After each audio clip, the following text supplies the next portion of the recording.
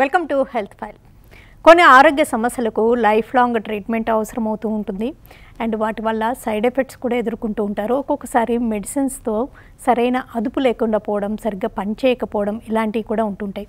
Progressive డిజార్డర్స్లో ఒకటైన పార్కిన్సన్స్కి మరి లేటెస్ట్గా ఎలాంటి ట్రీట్మెంట్స్ వచ్చాయి, మరి ఈ సమస్య లక్షణాలు ఎలా ఉంటాయి, ఎపిలెప్సీ లేదా ఫిట్స్ లాంటి సమస్యకి ఇంకా నవ్వేడేస్ లేటెస్ట్ ట్రీట్మెంట్స్ ఎలాంటివి వచ్చాయి, DBS డీప్ బ్రెయిన్ స్టిమ్యులేషన్ అంటే ఏంటి, ఈ ట్రీట్మెంట్ వల్ల ఎవరికి ఉపయోగం ఉంటుంది, ఈ ట్రీట్మెంట్ అసలు ఎలా చేస్తారు, ఈ వివరాలన్నీ అందించడానికి Apollo hospitals senior neurosurgeon doctor Dhanunjaya Rao Ginjapalli మనతో ఉన్నారు. ఆయన అడిగి మరిన్ని విషయాలు తెలుసుకుందాం. నమస్తే sir, welcome to the show. Parkinson's అనే డిసీజ్ అంటే ట్రెమర్స్ తోటి ప్రజెంట్ అవుతుంది అనుకుంటూ ఉంటారు కదండి. అంటే ఆ వణకడం అనేది ఎప్పుడు పార్కిన్సన్స్ అవ్వచ్చా, అసలు పార్కిన్సన్స్ అనే డిసీజ్ సిమ్టమ్స్ ఒకసారి చెప్తారా? పార్కిన్సన్స్ డిసీజ్ కామన్గా 60 years పైబడిన వాళ్ళకి వస్తూ ఉంటుంది. పార్కిన్సన్స్ డిసీజ్ అని డయాగ్నోస్ చేయాలని అంటే ట్రెమర్స్ అంటే వణకటం, స్లో అయిపోవటం అంటే నెమ్మదించడం, అది కాకుండా కండరాలు గట్టిపడటం అంటే ఫెటిగ్ అంటే దాని రిజిడిటీ అంటారు. అంటే రిజిడిటీలో ఏంటంటే మజిల్స్ అంతా ఫ్రీగా ఉండవు అనమాట, నడిచేటప్పుడు స్లో అయిపోతూ ఉంటారు. ఈ 3 లక్షణాలు ఉన్నప్పుడు దాంతోపాటు కొన్ని బ్యాలెన్స్ ఇష్యూస్ కానీ అలాంటివి ఏమైనా వచ్చినప్పుడు దాన్ని పార్కిన్సన్స్ అని అంటాం. ఓకే, కాల్ చూద్దామండి. హలో, నమస్తే అండి, చెప్పండి. నమస్తే తల్లి, డాక్టర్ చెప్పాలని చేశాను. చెప్పండి, మీ క్వశ్చన్ అడగండి. మా భార్యకి తలలో నిప్పు అంటే హాస్పిటల్ తీసుకెళ్తే MRI స్కాన్ చేశారండి. MRI స్కాన్ చేసి లోపల మన ముందు నుంచి బ్రెయిన్ కి రక్తం సప్లై చేసే నరంలో సైడ్ బుడగలా వచ్చిందని చెప్పారండి. అయితే దానికి ఇక్కడ ట్రీట్మెంట్ కుదరదని చెప్పేసి నేను నిమ్స్ లో కూడా చూపించాను, ఇక్కడ ప్రైవేట్ హాస్పిటల్ లో చూపించాను. నిమ్స్ లో కూడా చేయడానికి కుదరదన్నారు. మళ్ళీ ఉస్మానియా తీసుకుపోతే వాళ్ళు ఇక్కడ లేదు, బెంగళూరు తీసుకోమని చెప్పారండి. స్కానింగ్ అది చూసి బాగా పెద్దగా ఉంది, ఇది పిచ్ పెట్టడానికి కుదరదు అని చెప్పారు. అది సార్ని అడుగుదామని నేను చేశాను. అది న్యూరో సర్జన్ చూపించానండి అక్కడ నిమ్స్ లో కూడా. ఓకే, బ్రెయిన్లో రక్తనాళం బుడగలాగా అవుతున్నప్పుడు ఏంటంటే దాన్ని ఎన్యూరిజం అని అంటాం. ఎన్యూరిజంకి ట్రీట్మెంట్స్ 2 రకాలు ఉంటాయండి. ఒకటేమో క్లిప్పింగ్ అంటాం, ఇంకోటి కాయిలింగ్. క్లిప్పింగ్ మామూలుగా ఓపెన్ చేసి స్కల్ ఓపెన్ చేసి తర్వాత దాన్ని ఏదైతే రక్తనాళం ఎక్కడైతే బుడగ వచ్చిందో అక్కడ క్లిప్ వేస్తాం. అది కాయిలింగ్ అని అంటాం. దాన్ని ఇంటర్వెన్షనల్ రేడియాలజిస్ట్ కానీ న్యూరో సర్జన్స్ కానీ ఇంటర్వెన్షన్ చేసి అంటే బ్రెయిన్ సర్జరీ లేకుండా రక్తనాళం నుంచి లోపలికి వెళ్ళి మెదడు లోపలికి వెళ్ళి అక్కడ ఏదైతే ఎక్కడైతే బుడుగు ఉంటుందో దాంట్లోకి కాయిల్స్ పంపిస్తారు. కాయిల్స్ పంపిస్తే అది ఏదైతే బుడుగు ఉంటుందో ఆ బుడుగ తగ్గిపోతుంది అన్నమాట. ఓకే ఓకే, అంటే మిమ్మల్ని కలిస్తే కరెక్ట్ హెల్ప్ చేయగలరు. Yes yes. ఈ పార్కిన్సన్స్ అనే డిసీజ్ గురించి మాట్లాడితే సిమ్టమ్స్ ట్రెమర్స్తో స్టార్ట్ అయ్యి మజిల్స్ టైట్ అవ్వడం, స్లో అవ్వడం ఇలాంటివి. అంటే ఇది ప్రోగ్రెస్ అవుతూ ఉంటుంది. 60 years నుంచి ఇంకా వాళ్ళకి స్లోగా చాలా ప్రోగ్రెస్ అవ్వడం జరుగుతూ ఉంటుంది అంటారా? ఇట్స్ స్లో ప్రోగ్రెసివ్ డిజార్డర్ అండి. అంటే ఇయర్కి కొంచెం ఎక్కువ అవుతూ ఉంటుంది. ఎప్పుడైతే ఈ పార్కిన్సన్స్ డయాగ్నోసిస్ చేసిన తర్వాత లీవోడోపా అనే ఒక ట్యాబ్లెట్ రెగ్యులర్గా తీసుకుంటూ ఉంటాయి. ఈ స్లోనెస్, ఈ టైట్నెస్, వణకటం ఇవన్నీ కొంచెం కంట్రోల్లోకి వస్తూ ఉంటాయి. కానీ ఒక స్టేజ్ వచ్చిన తర్వాత ఈ ట్యాబ్లెట్స్ ఎక్కువ పోతూ ఉంటాయి. ఇయర్ డోస్ పెంచుతా పోవాల్సి వస్తుంది. అప్పుడు దానివల్ల సైడ్ ఎఫెక్ట్స్ వస్తాయి. ఒక్కొక్కసారి 2 ట్యాబ్లెట్స్ ఇనిషియల్గా 2 ట్యాబ్లెట్లు తీసుకునేటప్పుడు ఒక ఇయర్ తర్వాత 2 years 3 years తర్వాత రోజుకి 6 కానీ 7 కానీ ఒక్కోసారి 10 ట్యాబ్లెట్లు తీసుకోవాల్సి వస్తుంది. ఈ ట్యాబ్లెట్ల వల్ల సైడ్ ఎఫెక్ట్స్ వస్తూ ఉంటాయి. అది కాకుండా ఈ ట్యాబ్లెట్ తీసుకున్న తర్వాత ఇనిషియల్గా ఒక 6 గంటలు 7 గంటలు పనిచేసే ట్యాబ్లెట్ ఇప్పుడు ఒక 3-4 సంవత్సరాల తర్వాత ఒక 3 hours 4 hours పనిచేస్తూ ఉంటుంది అనమాట. అప్పుడు ఈ ఆన్ అండ్ ఆఫ్ అంటే ఫ్లక్చుయేషన్స్ అనేవి చాలా ఎక్కువ ఉంటుంది. మధ్యలో ట్రిమర్ వస్తూ ఉంటుంది, తర్వాత తగ్గిపోతే ట్యాబ్లెట్ వేసుకొని తగ్గిపోతుంది, మళ్ళీ ట్రిమర్ వస్తుంది, మళ్ళీ స్లో అయిపోతారు. ఇలా ఆన్ అండ్ ఆఫ్ ఫ్లక్చుయేషన్స్ ఉన్నప్పుడు డోస్ పెంచాల్సి వస్తుంది. రోజంతా క్వాలిటీ ఆఫ్ లైఫ్ బాగుండాలి అనుకుంటే ఈ ట్యాబ్లెట్స్ ఎక్కువ తీసుకోవాల్సి వస్తుంది. ఎక్కువ తీసుకోవాల్సి వచ్చినప్పుడు దానివల్ల సైడ్ ఎఫెక్ట్స్ వస్తాయి. మెయిన్ సైడ్ ఎఫెక్ట్ ఏంటంటే హాలుసినేషన్స్, అంటే ఎవరో మాట్లాడుతున్నట్టు మనకి లేనిది కూడా కనిపించడం, విజువల్ హాలుసినేషన్స్ ఇలాంటివి కొన్ని కనిపిస్తూ ఉంటాయి. ఇంకా స్లీప్లెస్నెస్. ఇంకొకటి ఏంటంటే ఈ సైడ్ ఎఫెక్ట్ ఈ ట్యాబ్లెట్స్ వల్ల డాన్సింగ్ మూమెంట్స్ అంటే డిస్కైనేషన్స్ అంటాం, అంటే బాడీ దానంతట అదే ఊగిపోతూ ఉంటుంది. ఇలాంటి సైడ్ ఎఫెక్ట్స్ వచ్చే ఛాన్స్ ఉంటుంది. అంటే బేసిక్గా డోపమైన్ లెవెల్స్ అవన్నీ ఆల్టర్ అవుతూ ఉంటాయి అంటారా? ఎస్, పార్కిన్సన్స్ డిసీజ్లో బేసిక్ ఏంటంటే బాడీలో బ్రెయిన్లో ప్రొడక్షన్ డోపమిన్ అనే సెల్స్ ఉంటాయి, డోపమినర్జిక్ సెల్స్. దానిలోంచి డోపమిన్ ప్రొడక్షన్ అనేది తగ్గిపోతుంది. బై ద టైం పార్కిన్సన్స్ వచ్చే టైంకి 70% ఆఫ్ డోపమినర్జిక్ న్యూరాన్స్ డీజనరేట్ అయిపోతాయి. డీజనరేట్ అయిపోయినప్పుడు మిగతా 30% డోపమిన్ని రిలీజ్ చేస్తూ ఉంటాయి. కాబట్టి మనకి కావాల్సినంత డోపమిన్ బ్లడ్లో లేనప్పుడు ఇట్లాంటి ప్రాబ్లమ్స్ వస్తాయి. ఒక కాల్ చూద్దామండి. హలో హలో, నమస్తే అండి, చెప్పండి. నా పేరు హైమావతి అండి, మాది భద్రాద్రి కొత్తగూడ నుంచి మాట్లాడుతున్నాను. చెప్పండి. హలో, చెప్పండి, మీ క్వశ్చన్ అడగండి. హైమావతి గారు మన సార్తో మాట్లాడాలి మేడం. వింటున్నారండి డాక్టర్ గారు? చెప్పండి హైమావతి గారు, చెప్పండి. సార్, మా సార్కి 52 years అండి. హెడేక్ వస్తుంది, వన్ సైడ్ హెడేక్ సార్. అది క్లస్టర్ హెడేక్ అని అన్నారు. అది ఎక్కువగా నొప్పి 24 గంటలు, అంటే 1.5 hour కి విపరీతంగా వన్ సైడ్ వేశారు. నోస్ నుంచి వాటర్ ఫామ్ అవుతుంది, ప్లస్ కంటి నుంచి కూడా వాటర్ వస్తుంది. వెనక మెడనరాల దగ్గర బాగా పెయిన్ వస్తుంది సార్. అది ఓకే, మీరు చెప్పిన సిమ్టమ్స్ ప్రకారం ఏదైతే మీరైతే చెప్తున్నారో క్లస్టర్ హెడేక్ కొన్ని మందులతో, కాల్షియం ఛానల్ బ్లాకర్స్ అని ఉంటాయి కొన్ని మందులు. ఆ మందులు వాడితే కొంచెం కంట్రోల్లోకి వచ్చే అవకాశం ఉంటుంది. మీకు లోకల్గా ఉన్న న్యూరాలజిస్ట్ని కలిస్తే క్లస్టర్ హెడేక్కి సంబంధించిన ప్రాపర్ మెడికేషన్ వాళ్ళు డయాగ్నోస్ చేసిన తర్వాత ప్రాపర్గా మెడికేషన్ తీసుకుంటే క్లస్టర్ హెడేక్ కంట్రోల్లోకి వచ్చే ఛాన్స్ ఉంటుంది.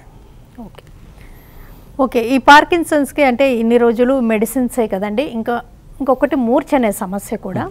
దానికి కూడా కొన్నిసార్లు ఏమో లైఫ్ లాంగ్ మెడిసిన్స్ వాడాల్సి వస్తూ ఉంటుంది మోస్ట్ ఆఫ్ ది టైమ్స్.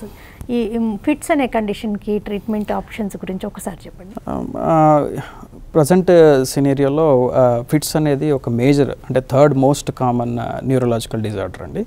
చాలామంది దీనివల్ల సఫర్ అవుతూ ఉంటారు. ఆల్మోస్ట్ ఒక 1.2 crore of our Indian population is suffering from fits.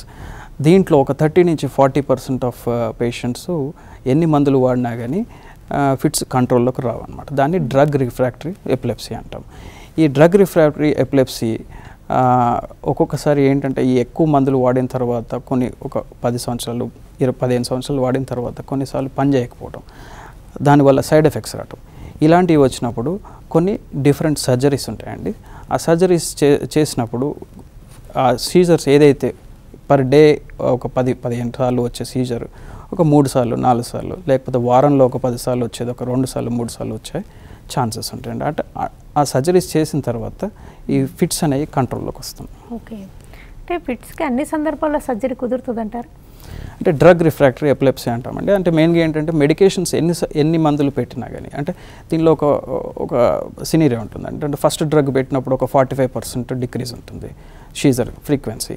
తర్వాత ఇంకొక సెకండ్ డ్రగ్ పెట్టినప్పుడు మ్యాక్సిమం డోస్కి వెళ్ళినప్పుడు ఒక 63% ఉంటుంది. తర్వాత ఎన్ని డ్రగ్స్ పెట్టినా కానీ ఇంకా 63.5 64 కంటే ఇంకా పర్సంటేజ్ తక్కువ అవ్వటం చూడలేమండి. అంటే వాళ్ళకి ఆ ఎపిసోడ్స్ వస్తూనే ఉంటాయి.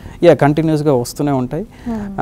ఇంకొకటి ఏంటంటే ఈ కంటిన్యూస్గా ఎపిసోడ్స్ ఈ ఫిట్స్ వచ్చినప్పుడల్లా వాళ్ళ కాగ్నిషన్, అంటే కొంచెం దానివల్ల వచ్చే సైడ్ ఎఫెక్ట్స్. ఎందుకంటే ఒక ఫిట్ ఒక ఏరియాలో వస్తుంది అని అంటే ఆ చుట్టుపక్కల ఉన్న ఏరియా బ్రెయిన్ సెల్స్ కూడా డ్యామేజ్ అయ్యే అవకాశం ఉంటుంది. దానివల్ల ఫ్యూచర్లో ఇంకొన్ని ప్రాబ్లమ్స్, బ్రెయిన్కి సంబంధించిన ప్రాబ్లమ్స్ వచ్చే అవకాశం ఉంటుంది. అంటే సర్జరీ అంటే ఏం చేస్తూ ఉంటారండి? దీనిలో 2 రకాలు ఉన్నాయండి. ఒకటి ఏంటంటే ఎక్కడైతే షీజర్ ఫోకై అంటే ఫిట్ వచ్చే స్పాట్ ఉంటుంది, ఆ స్పాట్ వరకు బ్రెయిన్ సర్జరీ చేసి ఆ స్పాట్ వరకు తీసేస్తామండి. కానీ రీసెంట్గా కొంతమందిలో ఈ ఒక స్పాట్ దగ్గర సీజర్ వస్తుంది, కానీ ఇంకొక స్పాట్ కూడా ఉంటుంది బ్రెయిన్లో. సో దీన్ని జనరలైజేషన్ అంటాం. అంటే ఒక సైడ్ ఆఫ్ ద బ్రెయిన్ నుంచి ఇంకో సైడ్కి షీజర్ ఎపిలెప్టిక్ జోన్ అంటామండి. దీన్ని ఏంటంటే ఒక దగ్గర ప్రొడక్షన్ అయిన షీజర్ మళ్ళీ ఇంకో ఆపోజిట్ సైడ్ ఆఫ్ ద బ్రెయిన్కి వెళ్ళినప్పుడు దీన్ని సెకండరీ జనరలైజేషన్ అంటాం. సెకండరీ జనరలైజేషన్ వచ్చినప్పుడు ఇట్లాంటి సర్జరీస్ కొన్ని ఫెయిల్ అవుతూ ఉంటాయండి. ఇట్లాంటి టైంలో ఈ డీప్ బ్రెయిన్ స్టిమ్యులేషన్ సర్జరీ అని చేస్తే వాళ్ళకి కంట్రోల్ ఆఫ్ సీజర్స్ వస్తున్నాయి. ఓకే, అంటే ఈ సమస్యలన్నింటినీ, ఇలాంటి పాయింట్స్ని వీటన్నిటిని ఎంఆర్ఐలో నిర్ధారిస్తూ ఉంటారా? ఎలాగ నిర్ధారించే పరీక్షలు ఏంటంటారు? అంటే సర్జరీకి వెళ్ళే ముందు ఫిట్స్ ఎందుకు వస్తుంది అసలు, జన్యుపరంగా ఏమన్నా లోపాలు ఉన్నాయా, లేకపోతే అంతకుముందు ఏదన్నా తలకు దెబ్బ తగిలిందా, లేకపోతే ఇంకేమన్నా బ్రెయిన్లో ప్రాబ్లమ్స్ ఉన్నాయని ఐడెంటిఫై చేయడానికి కొన్ని మనకి ఇమేజింగ్ టెక్నిక్స్ ఉన్నాయండి. దాంట్లో ఎంఆర్ఐ ఉంటుంది, సిటీ ఉంటుంది, పెట్ సిటీ ఉంటుంది. ఈ మధ్య న్యూరో సర్జరీలో డీప్ బ్రెయిన్ స్టిమ్యులేషన్ అనేది వింటున్నామండి. అసలు ఈ DBS అంటే ఏంటి, ఏ సమస్యలకు దీంతో పరిష్కారం ఉంటుంది? డీప్ బ్రెయిన్ స్టిమ్యులేషన్ అనేది it's a most advanced technique అండి. అంటే పార్కిన్సన్స్ డిసీజ్ కానీ, movement disorders like essential tremor, dystonia, అంటే ఒక సైడ్కి లాగేస్తూ ఉంటుంది, మెడ ఒక సైడ్కి లాగేయటం, లేకపోతే ఒక చెయ్యి ఒక సైడ్ లాగేయటం, ఇలాంటి వాటికి కామన్గా డీప్ బ్రెయిన్ స్టిమ్యులేషన్ సర్జరీస్ చేస్తూ ఉంటాం. అది కాకుండా కొన్ని psychiatric conditions like obsessive compulsive disorder కానీ, మేజర్ డిప్రెషన్, అంటే మందులకి కంట్రోల్ కానీ డిప్రెషన్ని డీప్ బ్రెయిన్ స్టిమ్యులేషన్తో వీ కెన్ కంట్రోల్. అది కాకుండా ఇంకా ఎపిలెప్సీలో కూడా we can do the deep brain stimulation to control seizures. ఒక కాల్ చూద్దామండి. హలో హలో, నమస్తే, చెప్పండి. డాక్టర్ గారు నమస్తే అండి. నమస్తే అండి, చెప్పండి. సార్, మా నాన్నగారికి 9 సంవత్సరాలుగా పార్కిన్సన్స్ అండి. అయితే దాదాపు రోజుకు 6 సిండోపా ప్లస్ టాబ్లెట్లు, ఒక 2 సిండోపా సిఆర్ వేస్తున్నాం ఇప్పుడు. ఇంకా జాసినాక్ట్, GLA 250 టాబ్లెట్స్ కూడా వేస్తున్నాం. ఓకే అండి. అయితే ఇప్పుడు సర్జరీ చేయాలంటున్నారు డాక్టర్ గారు, సిటీ న్యూరో సెంటర్ హైదరాబాద్ లో డాక్టర్ రూపం బోర్గేన్ గారు. ఏమైనా సిచ్యుయేషన్ మెరుగవుతుందండి సర్జరీ చేస్తే? ఇప్పుడు అంటే ఇప్పుడు రోజు 3 డేస్కి ఒకసారి కింద పడిపోతా ఉన్నారు, నడిచేప్పుడు లేపేప్పుడు హెల్ప్ కావాల్సి వస్తుంది. ఓకే. సో ఏమన్నా అంటే సర్జరీ చేస్తే పరిస్థితి మెరుగవుతుందా అనేది, దాదాపు కాస్ట్ కూడా బాగా అవుతుందండి ఇది. అవును అవును. అయితే డీప్ బ్రెయిన్ స్టిమ్యులేషన్ సర్జరీ అనేది ఒక ట్రీట్మెంట్ ఆప్షన్ ఫర్ పార్కిన్సన్స్ అండి. దీంట్లో పార్కిన్సన్స్లో ఒక ఈడియోపతిక్ పార్కిన్సన్స్ డిసీజ్, అంటే ఇట్స్ ఎ గార్డెన్ వెరైటీ. అంటే దీంట్లో ఏం హైబ్రిడ్ సంబంధించిన అంటే ఎక్స్ట్రా ఫీచర్స్ ఏం లేనప్పుడు, అంటే లైక్ ఈ హాలుసినేషన్స్ లైక్ కాగ్నిటివ్ బిహేవియర్, అంటే మెమొరీ లాస్, ఇట్లాంటి ఏమన్నా బిహేవియరల్ ప్రాబ్లమ్స్ కానీ అట్లాంటివి ఏమైనా ఉన్నప్పుడు డీప్ బ్రెయిన్ స్టిమ్యులేషన్ పనిచేయదండి. డీప్ బ్రెయిన్ స్టిమ్యులేషన్ పనిచేయాలంటే వాళ్ళు పార్కిన్సన్స్ పేషెంట్స్ ఖచ్చితంగా సిండోపాకి రెస్పాన్స్ ఉండాలి. ఈ సిండోపాకి రెస్పాన్స్ ఎలా చూస్తామనంటే, సర్జరీకి ముందు ట్యాబ్లెట్ లేకుండా అట్లీస్ట్ ఒక 18 గంటలు ట్యాబ్లెట్ లేకుండా ఉన్నప్పుడు చూసిన తర్వాత, దానికి ట్యాబ్లెట్ ఇచ్చిన తర్వాత ఎలాంటి చేంజెస్ ఉన్నాయి, అట్లీస్ట్ ఒక 30 పాయింట్స్ డిఫరెన్స్ ఉంటే అప్పుడు డీప్ బ్రెయిన్ స్టిమ్యులేషన్కి వాళ్ళు ఎలిజిబిలిటీ అవుతారు. సార్, అది ఎలా చేస్తారు? So deep brain stimulation surgery అనేది it's a very minimally invasive surgery అండి. అంటే పెద్దగా స్కల్ ఓపెన్ చేయడం కానీ అలాంటిది ఏమి ఉండదండి. It's a very small 4 mm నుంచి ఒక 7 mm చిన్న హోల్ చేసేసి దాంట్లో ఇలాంటి ఎలక్ట్రోడ్ లోపలికి ఇన్సర్ట్ చేస్తామండి. ఇక్కడ ఇవి ప్లాటినం అండ్ ఇరేడియంతో చేసిన కాంటాక్ట్స్ ఉంటాయండి. ఈ కాంటాక్ట్స్ లోపలికి ఎక్కడైతే మనకి డిజైర్డ్ టార్గెట్స్, అంటే సబ్థాలమిక్ న్యూక్లియస్ కానీ, గ్లోపస్ పాలిడస్ ఇంటర్నల్ కానీ, లేకపోతే కార్డజోనా ఇన్సర్ట్ అని ఒక 3 డిఫరెంట్ టార్గెట్స్ ఉంటాయి ఫర్ పార్కిన్సన్స్. సో ఈ ఎలక్ట్రోడ్స్ లోపలికి పెట్టిన తర్వాత వీటిని ఎలక్ట్రోడ్ పైన బోన్కి ఫిక్స్ చేసిన తర్వాత దీన్ని ఈ ఎక్స్టెన్షన్కి ఈ బ్యాటరీ కనెక్ట్ చేస్తామండి. Battery is a very small structure, చాలా చిన్న పేస్ మేకర్ లానే ఉంది కదా. Yeah, it's a pacemaker for heart, it's a pacemaker for brain. Deep brain stimulation is a pacemaker for brain. ఇది right చెస్ట్లో కానీ left చెస్ట్లో కానీ preference of the patient. Most of the times right చెస్ట్లో పెడతామండి. ఇది complete system అనేది సబ్క్యూటేనియస్గా, అంటే చర్మం కింద ఉంటుంది, మనకి ఎక్కడ కూడా బయటకు కనిపించదు. ఓకే ఓకే, ఇంకొక కాల్ తీసుకున్నాం అండి. హలో హలో హలో హలో, నమస్తే, చెప్పండి. మేడం, మేము బెంగళూరు నుంచి మాట్లాడుతున్నాం. చెప్పండి, మీ క్వశ్చన్ అడగండి. యాక్చువల్లీ మా ఫాదర్ కి 4 years నుంచి పార్కిన్సోనిజం అని చెప్పారండి. కోవిడ్ టైంలో డయాగ్నోస్ అయింది. యాక్చువల్ గా మాకు ప్రాపర్ గా తెలియదు. యాక్చువల్ గా ఆయనకి ఫస్ట్ బ్యాక్ పెయిన్ అనుకున్నాము, స్లోగా వాక్ చేస్తున్నారు అనుకున్నాము. తర్వాత వెహికల్ వాడుతుంటే కింద పడిపోవడం, అట్లా ఏదో న్యూరో ప్రాబ్లం ఉంది అనుకున్నాం. కోవిడ్ టైంలో 2 years బయటికి వెళ్ళలేకపోయాం యాక్చువల్ గా. సో కొంచెం డిలే అయింది. ఆ తర్వాత తెలుసుకున్నాక ఇది పార్కిన్సోనిజం అని చెప్పారు. కాకపోతే ఇక్కడ నేను బెంగళూరులో నిమ్హాన్స్ లో చూపించానండి. అయితే అక్కడ డాక్టర్ గారు ఏమన్నారంటే, నార్మల్ గా పార్కిన్సోనిజం అంటే హ్యాండ్ స్టిమ్మింగ్ చేస్తూ ఉంటారు ఎక్కువగా, బట్ మీ డాడీ గారు అలా చేయట్లేదు, ఇది పార్కిన్సోనిజం లో ఇంకో టైప్ అన్నట్టుగా అన్నారు. నాకు అంత క్లారిటీ లేదు దాని గురించి. బట్ మెడిసిన్ మాత్రం లేదు, అంటే ఇది సొల్యూషన్ లేదు, టెంపరీ మెడిసిన్ లాగా జస్ట్ ఆయన్ని కామ్ చేయడానికి, పడిపోకుండా అట్లా 2-3 hours కి ఒకసారి ఒక మెడిసిన్ లాగా ఇచ్చారు. అది సిండోపా ఇచ్చారండి. ఇంకొకటి అమాంటాయిడ్ ఇచ్చారు. అవే వాడమన్నారు. ఓకే అండి. పార్కిన్సన్స్లో డిఫరెంట్ వెరైటీస్ ఉంటాయండి. మీరు చెప్పిన ప్రకారం పార్కిన్సోనిజం అంటే లుక్స్ లైక్ ఏ పార్కిన్సన్స్ డిసీజ్. ఇది నేను ఇందాక చెప్పినప్పుడు హైబ్రిడ్ వెరైటీ. అంటే ఈ పార్కిన్సోనిజంలో ఎందుకు వస్తుంది, ఒక్కోసారి కొన్ని సైకాట్రిక్ సంబంధించిన మందులు కానీ, లేకపోతే కడుపు అంటే ఎసిడిటీకి సంబంధించిన కొన్ని మందులు కానీ అలాంటివి యూజ్ చేసినప్పుడు ఒక్కొక్కసారి కళ్ళు తిరగకుండా కొన్ని టైప్ ఆఫ్ మందులు ఉంటాయండి కళ్ళు తిరగకుండా ఉండటానికి, వర్టిగో అట్లాంటి వాటి మందులు వాడినప్పుడు ఏమవుతుందంటే ఈ పార్కిన్సోనిజం అనేది. రీసెంట్గా మా ఫ్రెండ్ వాళ్ళ ఫాదర్కి ఏంటంటే ఇక్కడ ఉన్నప్పుడు బాగానే ఉన్నాడు, వెళ్ళే ముందు కొన్ని కడుపుకు సంబంధించిన అంటే ఎసిడిటీకి సంబంధించిన మందులు ఇచ్చి పంపించారనమాట. దాంట్లో ఈటోప్రైడ్, సిసాప్రైడ్, లేకపోతే లివోసల్ఫ్రైడ్ ఇట్లాంటి కొన్ని మందులు ఉంటాయండి. ఆ మందులు తీసుకున్న తర్వాత 2-3 weeks తర్వాత ఈ ట్రెమర్, స్లోనెస్, లేకపోతే టైట్నెస్ ఇలాంటివి వచ్చే అవకాశం ఉంటుంది. దాన్ని పార్కిన్సోనిజం అంటామండి. పార్కిన్సోనిజం ఈజ్ అంటే కొన్నిసార్లు ఈ మందులు ఆపేస్తే ఒక 1 year కానీ 2 years కానీ 3 years కానీ సిమ్టమ్స్ తగ్గే అవకాశం ఉంటుంది. వీళ్ళల్లో డీప్ బ్రెయిన్ స్టిమ్యులేషన్ అయితే పనిచేయదండి. ఓకే, ఇప్పుడు వాళ్ళకి సజెస్ట్ చేసిన మెడిసిన్స్ కంటిన్యూ చేసుకుంటే బెటర్. ఓకే, మీరు ఇప్పుడు చెప్పారు అంటే హార్ట్కి పేస్ మేకర్ ఎలాగో బ్రెయిన్కి పేస్ మేకర్ లాంటిదే ఈ డీప్ బ్రెయిన్ స్టిమ్యులేషను అని మీరు ఆ డివైస్ చూపించారు కదండి. అంటే అది సబ్క్యూటేనియస్గా ఒక చర్మం కింద, మజిల్ కింద మీరు పెడతారు. అంటే బ్రెయిన్ని కంటిన్యూస్గా అబ్జర్వ్ చేసి ఆ ఇంపల్సెస్ని నార్మలైజ్ చేస్తూ ఉంటుందంటారా? మామూలు పార్కిన్సన్స్లో కానీ ఎపిలెప్సీలో కానీ ఎక్కడైనా కానీ ఒక బ్రెయిన్ సెల్ నుంచి ఇంకో బ్రెయిన్ సెల్కి ఎలక్ట్రికల్ ఇంపల్సెస్ వెళ్తూ ఉంటుంది. ఎప్పుడైతే ఎలక్ట్రికల్ ఇంపల్సెస్ డిస్టర్బ్ అవుతాయో అప్పుడు ఇలాంటి ప్రాబ్లమ్స్ వస్తుంటాయి. లైక్ మనకు ఫిట్స్ రావడం కానీ, లేకపోతే పార్కిన్సన్స్లో అయితేనేమో ట్రెమర్స్, రిజిడిటీ, లేకపోతే స్లోనెస్.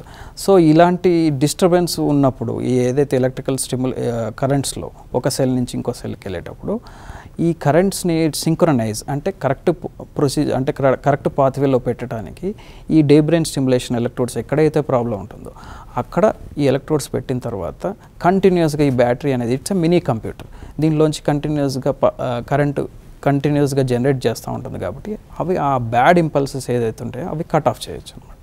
ఓకే, అంటే ఒకసారి ఈ డివైస్ పెట్టాక ఆ బ్యాటరీ అనేది ఎంతకాలం ఉంటుంది, మళ్ళీ రిపీట్ చేయాల్సి ఉంటుందా ప్రొసీజర్ని?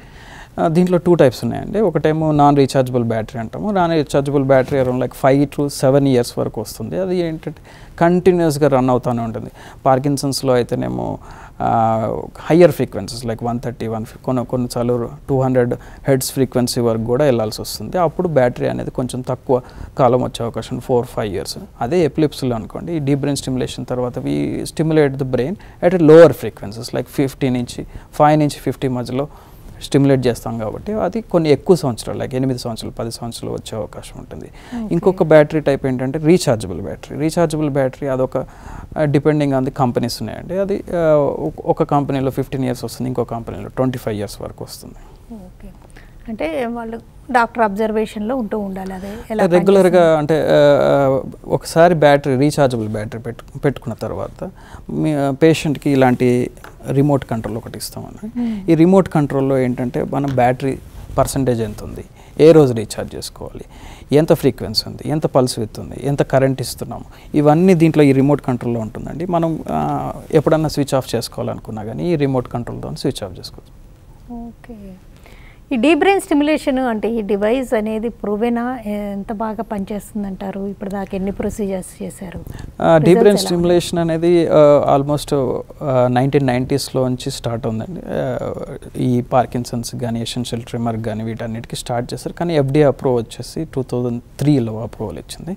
అప్పటి నుంచి ప్రొసీజర్స్ ఆల్మోస్ట్ 120,000 పేషెంట్స్ ఇప్పటి వరకు డీప్ బ్రెయిన్ స్టిమ్యులేషన్ సర్జరీస్ చేయించుకున్న ఆల్ ఓవర్ ద వరల్డ్.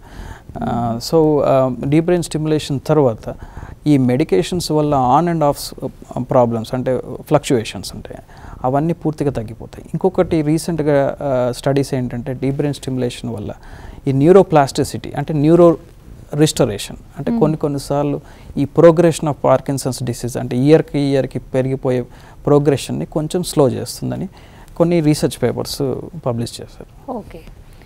ఈ డీప్ బ్రెయిన్ స్టిమ్యులేషన్ వల్ల బ్యాటరీస్ లేదా డివైస్ వల్ల ఎలక్ట్రోడ్స్ వల్ల ఎలాంటి సైడ్ ఎఫెక్ట్స్ ఉండవంటారా?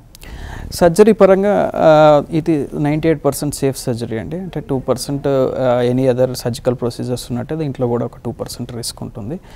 అది వెరీ రేర్గా మేము చూస్తూ ఉంటాము. ఒక risk factor after the surgery అంటే depending on the patient surgery కంటే ముందు ఉన్న హెల్త్ కండిషన్ లైక్ డయాబెటీస్ కానీ అని ఇమ్యూనో కాంప్రమైజేషన్ అంటే రెసిస్టెన్స్ పవర్ అంటే మనకి బాడీలో రోగ నిరోధక శక్తి సరిగా లేకపోవడం అట్లాంటప్పుడు ఈ ఇన్ఫెక్షన్స్ వచ్చే ఛాన్స్ ఉంటుంది. ఓకే. అంటే ఈ డీప్ బ్రెయిన్ స్టిమ్యులేషన్ తర్వాత కూడా ఇంకా వాళ్ళు మెడిసిన్స్ వాడాల్సి ఉంటుందా? డీప్ బ్రెయిన్ స్టిమ్యులేషన్ తర్వాత మెడిసిన్స్ అయితే కంపల్సరీగా వాడాల్సి ఉంటుందండి. మనము కొంతమంది పేషెంట్స్లో డీప్ బ్రెయిన్ స్టిమ్యులేషన్ చేసిన తర్వాత almost 80% of the medication can be reduced. అంటే ఒక 20% తీసుకోవచ్చు. కొన్ని కండిషన్లో ఒక 50% వరకు మనం రెడ్యూస్ చేసే ఛాన్స్ ఉంటుంది. ఓకేనండి డాక్టర్ ధనంజయరావు గారు, థ్యాంక్స్ అలాట్ అండి. నవడేస్ పార్కిన్సన్స్ లాంటి ప్రోగ్రెసివ్ డిసీజెస్కి లేకపోతే ఎపిలెప్సీ ఫిట్స్ లాంటి సమస్యలకి మెడికల్ మేనేజ్మెంట్ సాధ్యం కానప్పుడు లేకపోతే మెడిసిన్స్ ఎక్కువ డోసులు తీసుకొని రావాల్సి వచ్చినప్పుడు అవంత ఎఫిషియెంట్గా పనిచేయని సందర్భాల్లో డీప్ బ్రెయిన్ స్టిమ్యులేషన్ అనే అంటే మెదడుకి ఒక పేస్ మేకర్ లాంటిది అమర్చి స్టిమ్యులేట్ చేస్తూ వాళ్ళని నార్మల్స్కి తీసుకొచ్చేటట్టుగా ఈ ట్రీట్మెంట్ అందించబడుతుందని. డీప్ బ్రెయిన్ స్టిమ్యులేషన్ ఒక ప్రోగ్రెసివ్గా ఉన్న డిసీజెస్కి చాలా బాగా పనిచేయడమే కాకుండా వాళ్ళు నార్మల్ లైఫ్ లీడ్ చేసేటట్టు అవకాశం ఉంటుందని. కాబట్టి ఈ పద్ధతి గురించి అవగాహన పెంపొందించుకొని అవసరమైతే ఈ ట్రీట్మెంట్ గురించి ఆలోచించవచ్చని Apollo hospitals neurosurgeon doctor Dhananjaya Rao గారు తెలియజేశారు. ఇది వాళ్ళ health file. Keep watching TV5.